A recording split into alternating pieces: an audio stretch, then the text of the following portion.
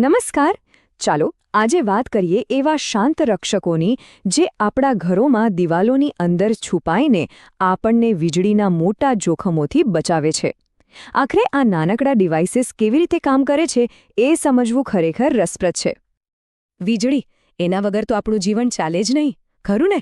સવારની લાઇટથી લઈને રાત્રે ચાલતા એસી સુધી બધું જ એના પર નિર્ભર છે. એટલે એ આપણી સૌથી સારી મિત્ર છે. પણ જો એ જ વીજળી કાબુ બહાર જાય તો એ સૌથી મોટી દુશ્મન પણ બની શકે છે. તો સવાલ એ છે કે આપણા ઘરની વીજળી ખરેખર કેટલી સુરક્ષિત છે? આપણે તો બસ સ્વિચ ચાલુ બંધ કરીએ છીએ અને માની લઈએ છીએ કે બધું બરાબર છે. પણ શું આપણે ક્યારેય વિચાર્યું છે કે દિવાલોની પાછળ એવી કઈ સિસ્ટમ્સ છે જે આપણને ખતરાથી બચાવે છે? બસ આજે આપણે એ જ જાણવાના છીએ. કોઈપણ ઇલેક્ટ્રિકલ સિસ્ટમના બે સૌથી મોટા દુશ્મન કહી શકાય કે વિલન હોય છે. એક છે શોર્ટ સર્કિટ અને બીજો છે ઓવરલોડ. આ એ જ બે પ્રોબ્લેમ્સ છે જેમનાથી બચવા માટે આખી સેફટી સિસ્ટમ બનાવવામાં આવી છે. તો ચાલો આ બંનેને જરા નજીકથી ઓળખીએ. ઓવરલોડ નામ પરથી જ ખબર પડી જાય નહીં. ઓવર અને લોડ. સમજો કે એક નાનો એવો રસ્તો છે અને એના પર એક સાથે 100 ગાડીઓ આવી જાય તો શું થાય? જામ થઈ જાય, બરાબર? બસ એવું જ આપણા વાયરિંગ સાથે થાય છે. જ્યારે આપણે એક જ પ્લગમાં હીટર, મિક્સર, કમ્પ્યુટર બધું જ લગાવી દઈએ ત્યારે એ બિચારો વાયર એની કેપેસિટી કરતાં વધુ કરંટ ખેંચવા લાગે છે. આ જ છે ઓવરલોડ. હવે વાત કરીએ શોર્ટ સર્કિટની. આ ઓવરલોડથી થોડું અલગ છે. અહીં પ્રોબ્લેમ વધુ લોડનો નથી, પણ ખોટા રસ્તાનો છે. વિચારો, વીજળી એક નક્કી કરેલા રસ્તા પર જ ચાલે છે, પણ જો ભૂલથી બે વાયર એકબીજાને અડી જાય તો વીજળીને એકદમ ટૂંકો રસ્તો મળી જાય છે. એક જોખમી શોર્ટકટ. અને આ શોર્ટકટ એટલો ખતરનાક હોય છે કે એનાથી આગ પણ લાગી શકે છે. તો પછી આ ઓવરલોડ અને શોર્ટ સર્કિટ જેવા વિલનથી આપણને બચાવે છે કોણ? વેલ, અહીં એન્ટ્રી થાય છે આપણા આજના હીરોની, એટલે કે સેફટી ડિવાઇસ. આ જે ગાર્ડિયન્સ છે જે આપણને અને આપણા ઘરને સુરક્ષિત રાખે છે. ચાલો સૌથી પહેલા મળીએ આપણા સૌથી જૂના અને જાણીતા રક્ષકને, ફ્યુઝ. ઘણા લોકોએ કદાચ જૂના ઘરોમાં કે પછી કોઈ જૂના ટીવી, રેડિયોમાં એને જોયો હશે. આ સર્કિટ પ્રોટેક્શનનો કહી શકાય કે પાયાનો પથ્થર છે. ફ્યુઝનું કામ કરવાની રીત બહુ સિમ્પલ છે. એ જાણે એક સૈનિક જેવો છે જે બલિદાન આપવા માટે જ બન્યો છે. એને જાણી જોઈને આખી સર્કિટનો સૌથી નબળો હિસ્સો બનાવવામાં આવે છે. એટલે જેવો જ કરંટ ખતરાના લેવલથી ઉપર જાય, ફ્યુઝની અંદરનો પાતળો તાર તરત જ ગરમ થઈને પીગળી જાય છે. અને જેવો તાર તૂટ્યો એટલે સર્કિટ બ્રેક, વીજળીનો પ્રવાહ બંધ. મતલબ કે એ પોતે બળીને આપણા મોંઘા ઉપકરણોને બચાવી લે છે. પણ હા, એકવાર બળી ગયો એટલે ગયો, એને બદલવો જ પડે. તો ફ્યુઝ તો પોતાનું બલિદાન આપી દે છે. પણ ટેકનોલોજી આગળ વધી અને આવ્યો ફ્યુઝનો આધુનિક અવતાર, એમસીબી. આનું આખું નામ છે મિનિએચર સર્કિટ બ્રેકર.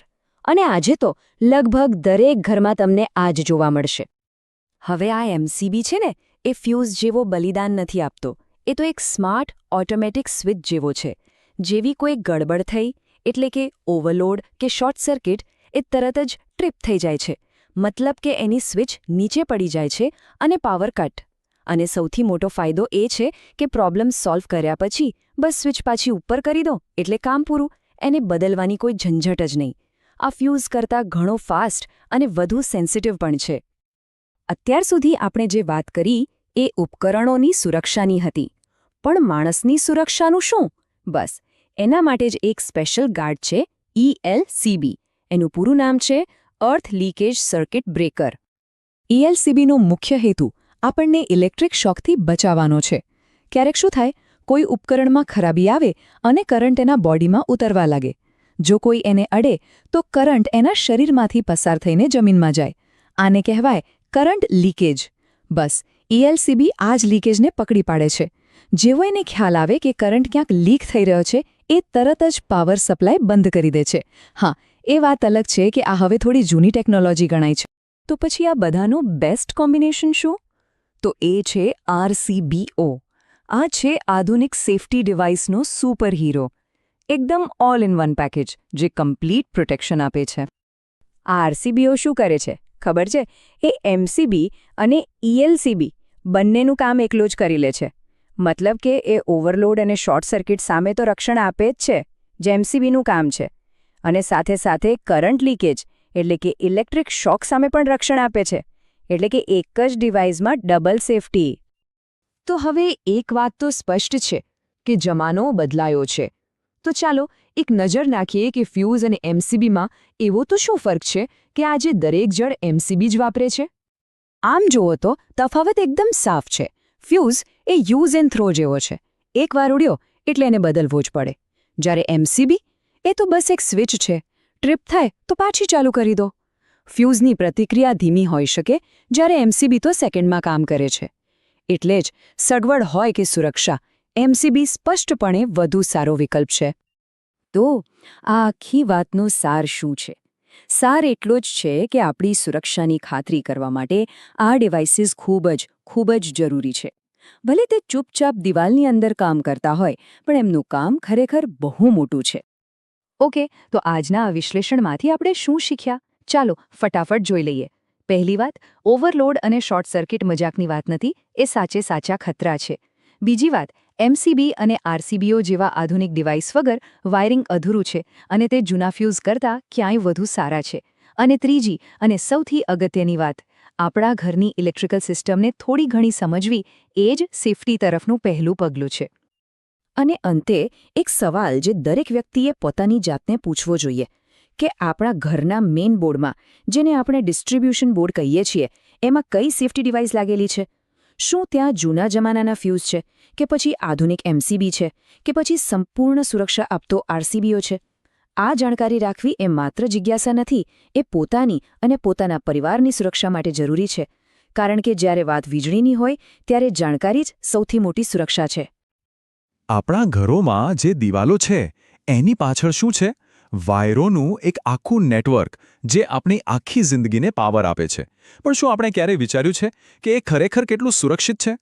આજે આપણે ભારતમાં વીજળીના વાયરિંગને લગતા એ જ જરૂરી સુરક્ષા નિયમો વિશે વાત કરવાના છીએ.